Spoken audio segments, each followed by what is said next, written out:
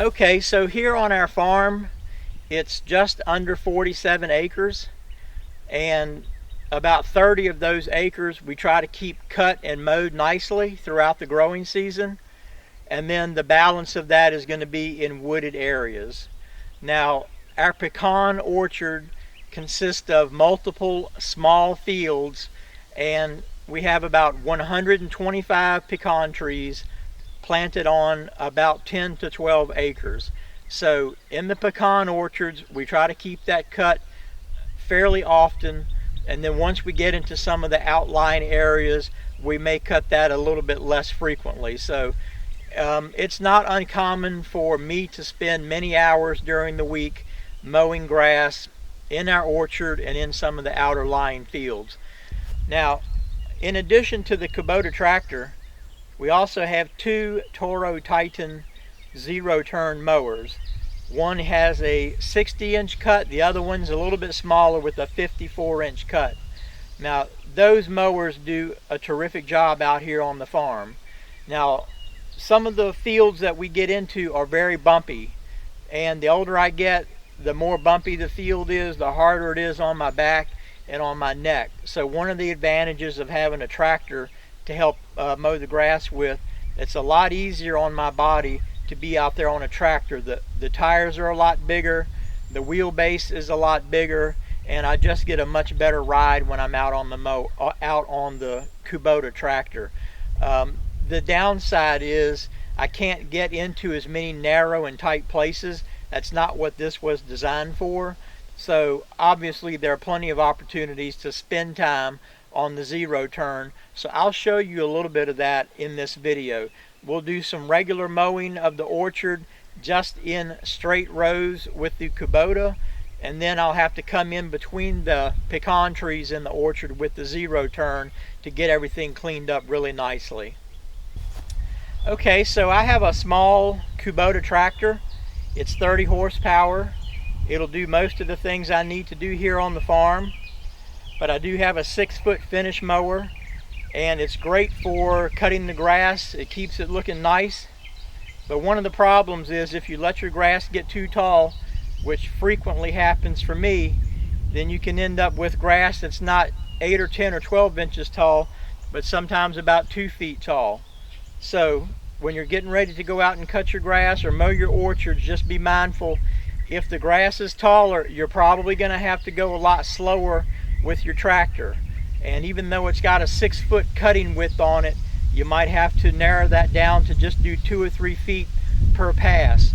If you overwhelm your mower with too much grass at one time, it can cause problems with your PTO, it can cause problems with your spindles on your mower, and believe it or not, just a couple weeks ago I broke my belts on the mower when I got into grass that was too tall. I was going too fast and trying to take a full cut, and it gave me a lot of problems. So just be mindful of what you're trying to do out there. Get your mower set up so that when you head out to the orchard to do your mowing, you minimize the chance of having any problems. So one of the things that you'll notice when you see me out here mowing is I've got trees of all different sizes. I've got some trees that are fairly small and some trees that are fairly large. Just to be honest with you, it's hard to get a pecan orchard established. You might plant 50 trees in one growing season, let's say in the winter time of 2010 for example, but not all 50 of those trees are likely going to survive. So every year I have to go through my orchard and I have to find the trees that have done well and continue to encourage their good growth. And then it's not uncommon to have multiple trees throughout the year die on me, and I have to replant those trees. So when you look at my orchard and you notice the different sizes of the trees, the explanation is some trees make it and do fine, and some trees really struggle and have to be planted sometimes 1, 2, or 3 times and have to be grafted multiple times to have it turn out to be successful. So don't get discouraged if you plant a bunch of trees and you have some casualties. I think that's just part of the business of trying to establish a pecan orchard. So be consistent, be persistent, and every year when you have casualties, when the next dormant period rolls around, the best time to plant trees is in cold weather.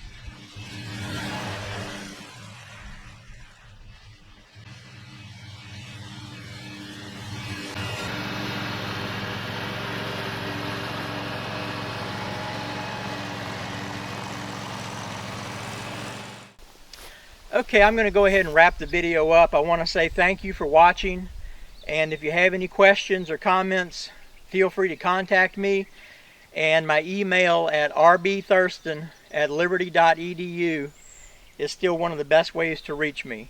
So just wanted to say thank you, And I couldn't help but notice this beautiful Rose of Sharon blooming here in mid-June here in Halifax County, Virginia, and just wanted to get that in part of my video. So again, thanks for watching, and I hope you have a wonderful day.